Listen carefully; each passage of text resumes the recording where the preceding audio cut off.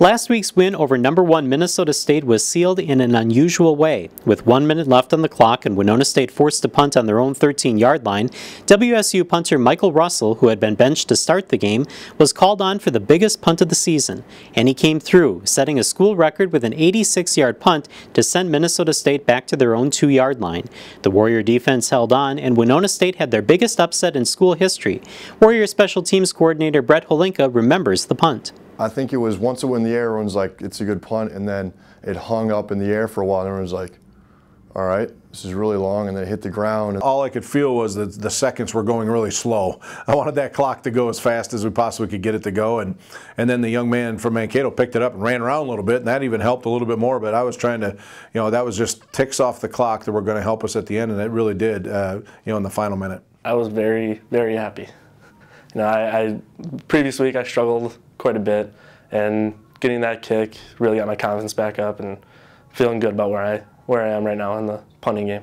Perfect snap, perfect blocking, couldn't ask for a better situation. Warrior special teams have fought through adversity both this year and last. Russell, a true freshman, had ups and downs this season before his record-setting punt last week. I wanted to take some pressure off Mike and just let Carter take the job in the big game and see how he handled it. And then he kicked two straight up in the air. He had one 70-yarder, so it's we're all over the place. But looking for that consistency. Carter just brought us some experience and confidence that I was looking for. During last week before the game, I was constantly asking them if I was punting or not, just to kind of get my mind ready. I didn't really know for sure I was gonna punt until Friday, so the mental preparation was, a little bit quick.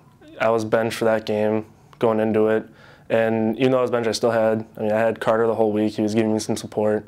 Kevin was helping me out, and during the game, we stayed in our normal routine. We helped each other out. Why not put Mike in? And I didn't know it was going to end up to be at the end of the game because I told him about the beginning of the fourth quarter, hey, the next punt, you're in. And he's like, okay, I'm ready to go. He's been really good at times and struggled at times. And in the last couple of weeks, he struggled. He had a couple shank punts and just not getting the job done. And it's part of any job, not getting the job done. When you have a back kick, you see me, you have to flush it. It happens. You can't change the past. It is what it is. You go to the next one, and you just got to get the confidence back. You got to tell yourself that I can do this, and go out and perform. And sometimes I do flush the good kicks, even though because you don't want to hold on to them. You want to remember how they felt, and then the next kick, doesn't matter what happened in the past. Now is now, and you got to perform then. But in Mike, he works at it. He wants to be a punter. Some guys are position players that punt. He's a punter that punts, and that's all he works on. And they do a little bit of the kicking and that kind of stuff. But for right now, for the next couple of years, for sure, we know that we have one kid that punts it, one kid that kicks it, and they're both very good. So he's just going to continue to get better and better with more attempts, and especially big games like that, and making the hit at the right time is awesome. I ended up going to a couple camps. Went to Cole's kicking camps, and those really helped me a lot with my technique and how to punt and all that. But I think overall, it's just fun to do. You get that one moment where you're the person that's being watched the whole time. You get some pressure, but at the same time, it's just fun. Carter McCauley struggled last season, making 2 field goals in just 5 attempts. He was given the help he needed during the offseason. Yeah, he's a different kid, and the whole thing is, his mental training has been a big part of it. He and I started that process back in, really in January, and in all of spring ball, we went right back to the basic mechanics like Little League football, really, and we worked on fundamentals, mental part of the game. We did a lot of mental exercises, mental training, breathing. All those kinds of things that are right for the specialists. And then the last summer, he did go out and get some professional help from some kickers from the NFL, and that helped him on the mechanics side of it, and I worked on the mental side of it, and we put it together, and he's been fantastic. It's really helped me to focus on what I need to do to get to the next level of my game, and because kicking is like 90% mental, 10% physical, so being really good at the mental side of the game is going to help your game a lot. So that's kind of what I've been focusing on in the off season, and they've really helped me with that. When they can go get help from guys from the NFL, or they go to Cole's kicking camps and things like that, they can refine their craft during the off season. I think that did a lot for them.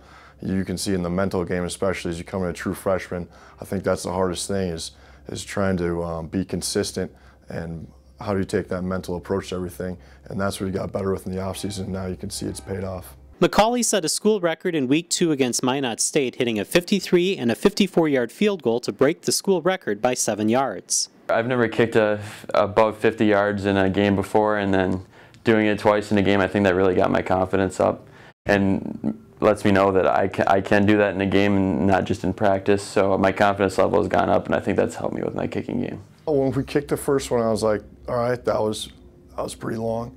And then we lined up again from farther when I was like, all right, here we go, and made them both, and it was like, I felt like, wow, we've really got something. I think we might have a real good kicker here, so felt pretty good. Just felt more comfortable knowing that we could score outside the red zone with our kickers. Warrior coaches help their kickers get ready for games by treating practices like games. They'll warm up at 3 o'clock or 3:15, and then you don't see them for an hour. In fact, sometimes they come in and go to my office and study, and then come back and re-warm up, and it's very similar to a halftime situation. And so we plan their day as kind of a game day, and they actually leave the field for part of the time and then come back.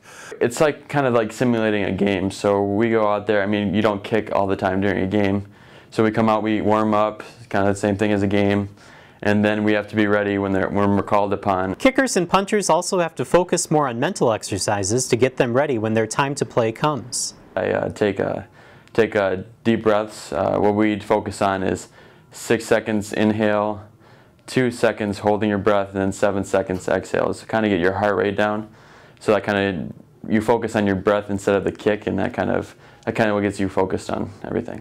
Before each kick, I clear my mind. I do the same, the breathing technique, the breathe in for 6, hold for 2, out for 7. And it just helps me clear my mind, focus on the next kick. And after that kick, you clear your mind, that kick's gone, and now you're on to your next one. It's sometimes said that special teams players are different from other football players. Is that true of Russell and McCauley? They are the stereotype. They are. They're great. You know, they're just funny guys. It's pretty good. I know he's smiling right now, but we go back and forth at each other. We crack jokes at each other. Me probably more than him, but it's definitely good to have a good symmetry. Get our minds off of what we have to do. Just kind of focusing on something else so that our nerves get down and we have a good time with each other, which is good. Those guys are good friends. They've been working together, and it's fun for me because I get to coach those guys every day, and to see them come in, and both of those guys to come in and do a pretty good job was something we've been looking for. I had these guys out to dinner at my house the other night, and Connie said, they're kickers. I go, yeah, they are. But the team has really accepted them. You don't want to isolate yourself. You want to interact with everyone on the team. You don't want to be alone and just stick with just your position group. You want to be involved with the quarterbacks. You want to be involved with the wide receivers. And overall, just make good friends. I mean, it's the overall point of the team. And if you're not going to be part of that, then it's going to be kind of a difficult experience for you. They embrace it, they really do, and the team is accepted. And once the team accepts you, you're in. And so we always say that we embrace their difference, and it's really true. And I think that's typical of any workplace or anything. Is you got to accept who they are, and these guys are really funny about it. To be honest with you, and they pick on me a lot, so that irritates me. For HBC TV 25 Sports, I'm Justin Barrientos.